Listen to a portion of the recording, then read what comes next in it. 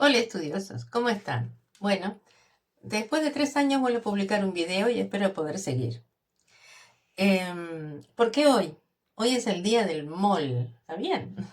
Hoy es 23 del 10, 23 de octubre, y entonces es el día del mall porque un mol equivale al número de Avogadro de partículas, de lo que sea. Porque es un número como decir 1000 o decir una docena. Pero no es cualquier número, vale 6,02 por 10 a la 23. A ese se le llama número o constante de Avogadro. Quiere decir que en un mol de átomos hay esta cantidad de átomos. En un mol de moléculas, que es partículas libres pero que tienen más de un átomo, hay esta cantidad. Y en un mol de gramos hay esta misma cantidad de unidades de masa atómica. O sea que termina siendo el factor de conversión entre UMAS, unidad de masa atómica, y gramos. Por eso, si un átomo tiene una masa de una UMA, entonces un mol de átomos tiene una masa de 1 gramo del mismo elemento. Por ejemplo, el hidrógeno tiene una masa molecular de 2 gramos por mol. En 2 gramos de hidrógeno, de dihidrógeno, de H2, existen 6,02 por 10 a la 23 moléculas de hidrógeno. Cada una de ellas tiene una masa de 2 unidades de masa atómica.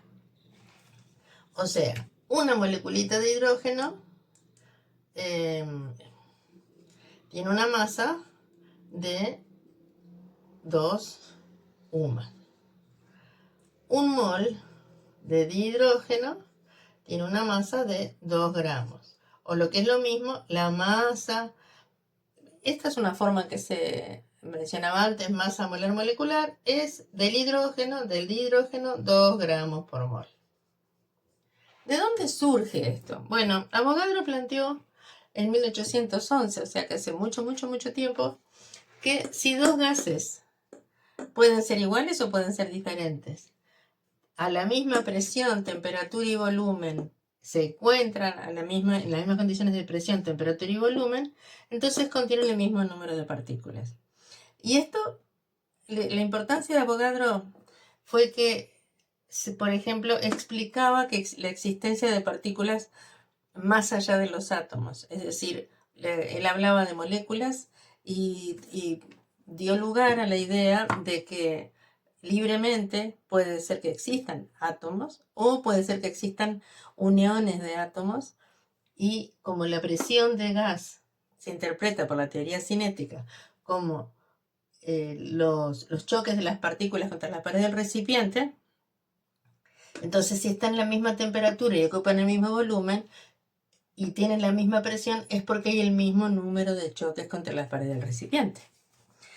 Esto cambió en cuanto a lo que pensaba Dalton. Por ejemplo, para Dalton, cuando combinaba un volumen de hidrógeno y un volumen de oxígeno para obtener agua, la fórmula del agua debería ser HO. Pero en realidad esto en la práctica no sucedía. Para formar agua se necesitan 2 volúmenes de hidrógeno por cada uno de oxígeno. Y con eso, en las mismas condiciones de temperatura y presión. Y con eso se obtienen 2 volúmenes de agua.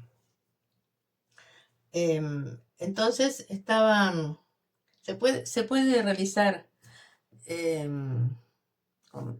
fácilmente una representación, pero no es lo que quiero en este caso. El asunto es que ¿cuántas partículas tiene? ¿Sí? ¿Cómo se llegó a este número? Porque en realidad hoy lo que nos tiene acá con este video es por qué el 23 de octubre es el día del mol. O sea, ¿por qué 10 a la 23?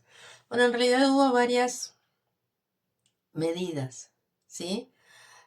Si tomamos, por ejemplo, ¿para qué fue importante esto?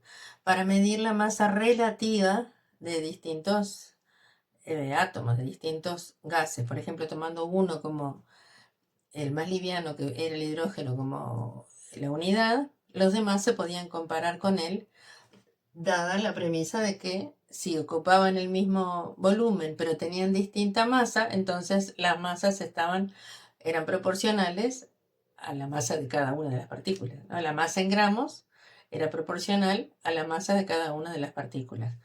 Entonces, si tomamos, en ese momento se tomó el hidrógeno y después se vio que, por ejemplo, porque tenía isótopos, entonces no era lo más conveniente,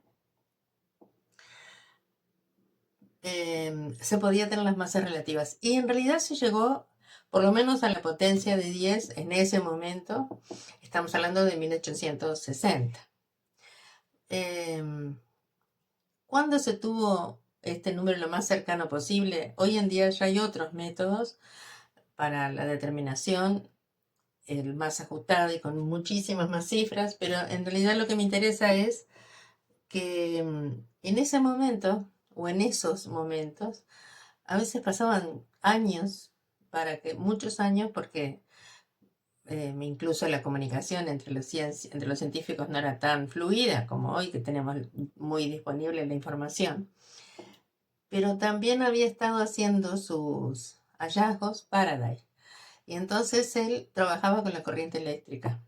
Una de las leyes de Faraday nos dice que la cantidad de un elemento que se deposita en un electrodo cuando se le pasa una corriente es proporcional a la carga que se pasa, que en definitiva es intensidad por tiempo, ¿no? Por los moles presentes. De hecho, la constante de Faraday, medida, es un dato experimental, vale 96.500 coulombs por mol. Entonces, vamos a hacer esa cuentita. Eso en realidad es una cuenta, es un valor, yo lo dije aproximado, es 96.485. Entonces, la constante de Faraday